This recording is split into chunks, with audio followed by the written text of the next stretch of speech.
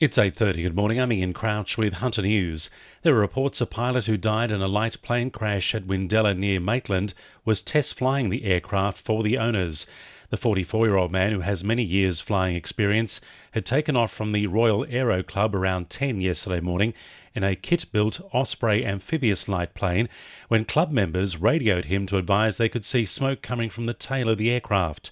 He was trying to land the plane when the engine cut and it nose-dived into a paddock behind a home on Denton Close.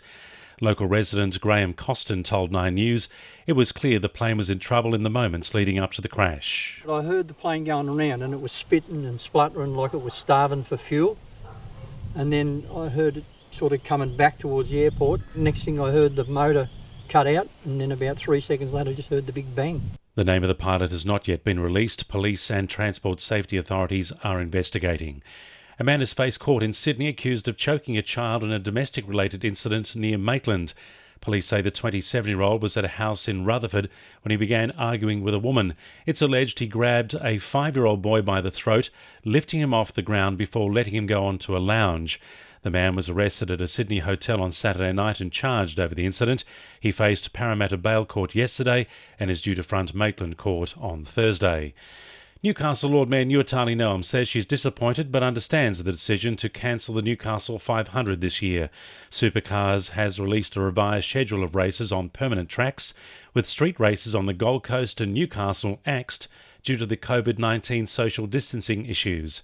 Nuatali Noams has told NBN News the decision is understandable considering the need for public safety, but the economic cost will be felt by accommodation providers, cafes and restaurants across the city. Just for the Newcastle local government area, it's a $30 million economic injection over that weekend. A 34-year-old man has been taken to hospital following a crash involving two trucks at Nords Wharf. Police say the man was driving a small tipper truck on the Pacific Highway about 50 metres south of Nords Wharf Road last night when he ploughed into the back of a tilt tray which had broken down during the week and was parked by the side of the road. He was taken by ambulance to the John Hunter Hospital in a stable condition. Swansea residents can expect some traffic delays this week as maintenance work on the Swansea Bridge begins tonight.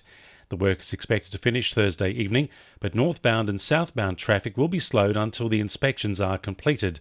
Marine traffic is also being advised entering the channel after 7 p.m. will not be possible as the bridge will not be raised at night. Wade O'Leary from Transport for New South Wales says road users can download the Live Traffic app to stay up to date. And it involves inspecting and testing the electrical, mechanical and hydraulic components and emergency systems. The work will be carried out as of tonight from 7 p.m. through to 5 a.m. to minimise impact to motorists. National Volunteer Week kicks off today with local MPs urging us all to recognise important contributions of volunteers to the Hunter region. The COVID-19 pandemic has placed increased pressure on volunteer organisations. However, many are still providing essential services such as delivering food, medication and checking in with the isolated. Newcastle MP Tim Crackenthorpe says it's crucial we get out and support local groups. There has been a little bit of a drop-off because some of our volunteers tend to be older and the COVID-19 pandemic has meant they're a little bit more vulnerable. And one of our local organisations, Meals on Wheels, wanted a few more people and they were inundated. And that is just how it is in Newcastle. It's fantastic. The call goes out, people flood in. So we've had a great response there and these are the people we need to celebrate. 2NURFM Sport. The Newcastle Knights could use Central Coast Stadium in Gosford as their new home ground when the NRL season resumes next week. The Knights are rumoured to be one of 4 clubs with hosting rights at the venue as NRL officials continue to discuss match locations. Coach Adam O'Brien gave the possibility of playing an hour away the thumbs up and says it will have to do for now. The club will play the Penrith Panthers in their opening round behind closed doors on Sunday week. Irish midfielder Wes Hoolahan is interested in returning to the Newcastle Jets for another season. The 37-year-old believes he still has more to give after an ankle injury left him sidelined for most of the year. Hoolahan had preliminary talks with CEO Laurie McKenna before returning to Ireland yesterday. McKenna says he's eager to come back and coach Carl Robinson is interested in his return. And leading Hunter Valley horse trainer Clayton Harmey hopes the regional championships format will continue after the pandemic. Harmey has qualified Cane Crusader and Western Air in the Group 1 Hunter final at the Newcastle Paceway this Saturday night.